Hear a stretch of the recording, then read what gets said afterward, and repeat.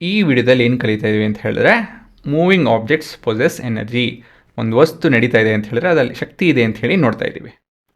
Procedure ಏನಪ್ಪ ಅಂತ ಹೇಳಿದ್ರೆ, ಇಲ್ಲಿ ಕಾಣ್ತಾ ಇದೆಯೋ ಮಾರ್ಬಲ್ ಅದು ಇದನ್ನು ಒಂದು ಎತ್ತರದಿಂದ ಬಿಡ್ತಾ ಇದ್ದೀವಿ.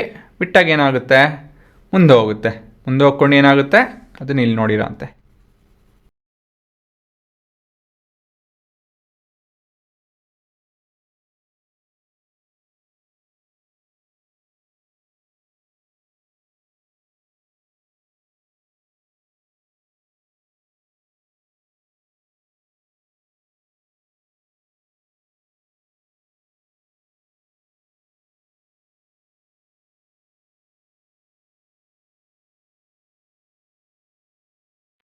ಸೊ ಏನಾಯಿತು, the block which was at rest, ಇದು ಬ್ಲಾಕ್, ಇದು ರೆಸ್ಟಲ್ಲಿತ್ತು ತಾನೆ, ಇದು ರೆಸ್ಟಲ್ಲಿತ್ತು.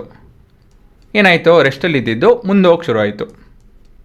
ಹೇಗೆ ಮುಂದೋಯ್ತು, ಏನಕ್ಕೆ ಮುಂದೋಯ್ತು, ಏನಕ್ಕಂತ ಹೇಳಿದ್ರೆ ಈ ಮೂವಿಂಗ್ ಆಬ್ಜೆಕ್ಟಲ್ಲಿ ನಡೀತಾ ಇರೋ ವಸ್ತುವಲ್ಲಿ ಶಕ್ತಿ ಇತ್ತು, ಸರಿ ತಾನೆ. ಅದು ಹೇಗೆ ಅದು ಎಲ್ಲಿಂದ ಬಂತು ಅಂತ ಹೇಳಿದ್ರೆ ಪೊಟೆನ್ಷಿಯಲ್ ಎನರ್ಜಿಯಿಂದ ಬಂತು ಅಲ್ವಾ. ಸೊ ಅದು ಆ ಪೊಟೆನ್ಷಿಯಲ್ ಎನರ್ಜಿ ಎಲ್ಲಿಂದ ಬಂತು ಅಂತ ಹೇಳಿದ್ರೆ ನನ್ನಿಂದ ಬಂತು, ಸರಿ ತಾನೆ. So energy is neither created not destroyed, it's transfer from one form to another form. ಆಯಿತಾ, ಸಿಂಪಲ್ ಪ್ರೊಸೀಜರು. ಕನ್ಕ್ಲೂಷನ್ ಏನು, a moving object can do work, thus we can conclude that a moving object possesses energy. ಇದು ಒಂದು ಕೆಲಸ ಮಾಡ್ತು ತಾನೆ, ಕೆಲಸ ಎಂತ ಕೆಲಸ ಮಾಡ್ತು, ಇದು ಮುಂದೆ ತಳ್ತು, ಅದು ಕೆಲಸನೇ, ಅದು ಮುಂದೆ ಹೋಗೋದು ಕೆಲಸನೇ ಆ್ಯಸ್ ಪರ್ ಸೈನ್ಸ್ ಅಲ್ವಾ. ಒಂದು ಜಾಗದಲ್ಲಿರೋವಂಥ ವಸ್ತು ಮತ್ತೊಂದು ಜಾಗಕ್ಕೆ ಹೋಯಿತು ಅಂತ ಹೇಳಿದ್ರೆ ಯಾರು ಅದು ಕಾಸ್ ಮಾಡಿರ್ತಾರೋ, ಅದನ್ನು ಯಾರು ತಳ್ಳೋದು ಅದು ಇದೆಲ್ಲ ಮಾಡಿರ್ತಾರೋ ಅಲ್ವಾ, ಅವ್ರು ಕೆಲಸ ಮಾಡಿದ್ರು ಅಂತ ಹೇಳಿ ಲೆಕ್ಕ. ಅಂತ ಹೇಳಿದ್ರೆ ಇವರಲ್ಲಿ ಮೊದಲು ಎನರ್ಜಿ ಇತ್ತು, ಅಷ್ಟು ಎನರ್ಜಿ ಇತ್ತು ಅಲ್ವಾ. ಸೊ ಅದೇ ಕನ್ಕ್ಲೂಷನ್ನು.